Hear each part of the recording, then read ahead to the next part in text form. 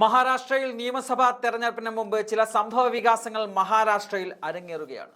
ഉദ്ധവ് വിഭാഗം നേതാവും എം പിയുമായ സഞ്ജയ് റാവത്തിന് തടവ് ശിക്ഷ വിധിച്ചത് മഹാരാഷ്ട്രയിൽ എന്ന പോലെ രാജ്യമൊന്നാകെ ഞെട്ടിച്ച വാർത്തയാണ്.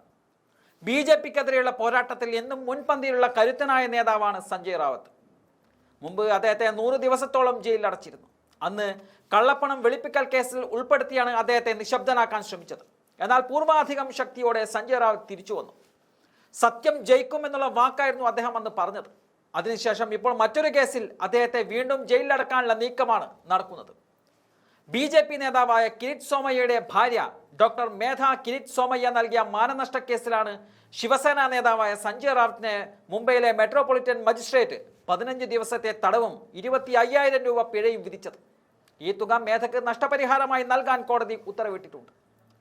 മുംബൈക്ക് സമീപത്തെ മീര ഭയന്ദർ കോർപ്പറേഷൻ പരിധിയിലെ പൊതു ശൗചാലയങ്ങളുടെ നിർമ്മാണവും അറ്റകുറ്റപ്പണിയുമായി ബന്ധപ്പെട്ട് മേധാ കിരീതും ഭർത്താവും ചേർന്ന് 100 കോടി രൂപയുടെ അഴിമതി നടത്തിയെന്നതായിരുന്നു റാവത്തിന്റെ ആരോപണം.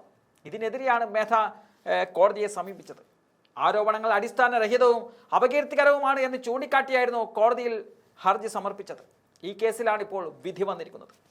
വിഷയത്തിൽ BJPയെയും ജുഡീഷ്യറിയെയും സഞ്ജയ് റാവത്ത് വിമർശിക്കുന്നുണ്ട്. ഗണപതിയുടെ മോദകം കഴിക്കാൻ പ്രധാനമന്ത്രി ചീഫ് ജസ്റ്റിസിന്റെ അടുത്തേക്ക് പോകുന്നു. അപ്പോൾ അഴിമതിക്കാർക്കെതിരെ ശബ്ദമുയർത്തുന്ന ഞങ്ങളെപ്പോലുള്ളവർക്ക് എങ്ങനെ നീതി ലഭിക്കുമെന്നുള്ള ചോദ്യമാണ് അദ്ദേഹം ആദ്യം ഉയർത്തിയത്.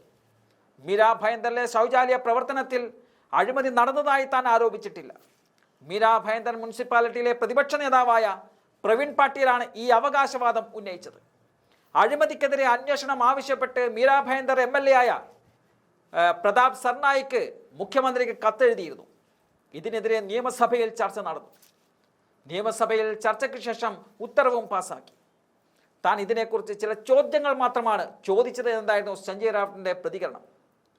തങ്ങൾ കോടതിയെ ബഹുമാനിക്കുന്നു, അതുകൊണ്ട് തന്നെ ഞങ്ങൾ മേൽക്കോടതിയിലേക്ക് പോകും, തെളിവുകളുണ്ട്, ഞങ്ങൾ പൊതുജനങ്ങൾക്ക് മുന്നിലേക്ക് പോകുമെന്നും സഞ്ജയ് റാവത്ത് പറയുന്നുണ്ട്. 15 ദിവസത്തേക്കല്ല 15 വർഷം ശിക്ഷിക്കപ്പെട്ടാലും താൻ സത്യം പറയുന്നത് നിർത്തില്ല എന്നും സഞ്ജയ് റാവത്ത് പറഞ്ഞു വെക്കുന്നുണ്ട്.